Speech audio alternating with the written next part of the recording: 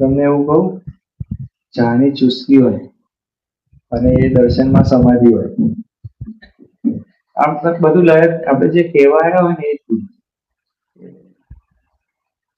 સ્વામીજી કઈક તમે એમના ઓરા, હું તો તમને બહુ હૃદયથી કહું છું, સ્મૃતિમાં પણ જઈએ ને,